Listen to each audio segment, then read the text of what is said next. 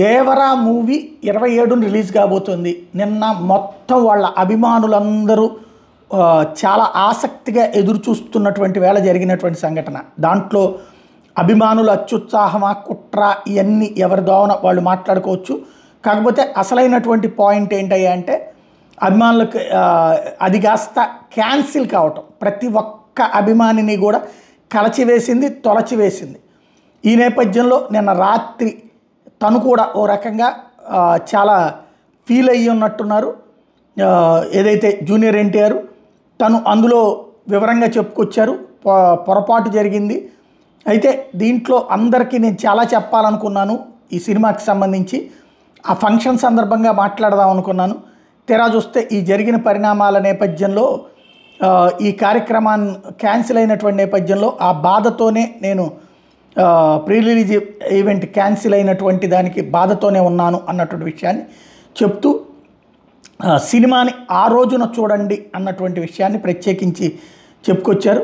తప్పనిసరిగా ఆ రోజున కార్యక్రమానికి సంబంధించినటువంటి విషయంలో అటెండ్ అవ్వమని చెప్పేసి అదే సినిమాని చూడమని చెప్పి ప్రతి ఒక్కళ్ళకి సూచించినటువంటి విషయం నిన్న రాత్రే ఒక రకంగా జూనియర్ ఎన్టీఆర్ అభిమానులకి ఒక రకంగా చెప్పాలంటే ఇబ్బందికరమైనటువంటి సిచ్యుయేషన్ అని చెప్పాలి. ఊహించినటువంటి దాంతో చాలా బాధపడ్డారు.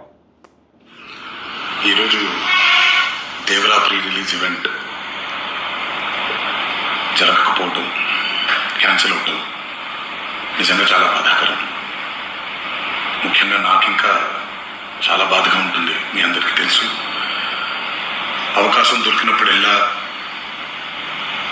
మీతో సమయం గడపాలని, దేవరా మూవీ గురించి, దేవరా మూవీ కోసం మేము పడిన కష్టం గురించి మీ అందరికీ వివరిద్దామని నేను చాలా ఎక్సైటెడ్గా ఉన్నాను. కానీ ఈ సెక్యూరిటీ రీజన్స్ వల్ల ఈ ఈవెంట్ని క్యాన్సిల్ చేయడం జరిగింది. మళ్ళీ చెప్తున్నాను, మీతో పాటు నేను బాధపడుతున్నాను. మీకంటే నా బాధ చాలా పెద్దది, ఎక్కువ కూడా. కానీ ఇది ఇలా జరగడం దేవరా ప్రొడ్యూసర్స్ వల్ల, లేకపోతే ఈవెంట్ ఆర్గనైజర్స్ని వాళ్ళని బ్లేమ్ చేయడం కూడా తప్పనేది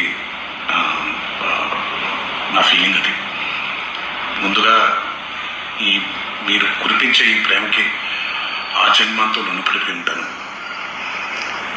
కానీ అది అంటే నిన్న అది క్యాన్సిల్ అవ్వగానే ఇంత నోవాటల్ లాంటి ఒక హోటల్లో 2000 మంది ఉండే చోట పెట్టడం ఏంటి, దేవరా అంటే ఏంటి, లక్షల మంది వచ్చేటటువంటిది కదా అన్నటువంటిది అభిమానులు ట్వీట్లు చేసిన సందర్భంలో వాళ్ళని ఎవరిని ఏమనొద్దు అన్నటువంటి కోణాన్ని ప్రొజెక్ట్ చేస్తూ తన వైపు నుండి ఆవేదన వ్యక్తం చేసుకొచ్చారు.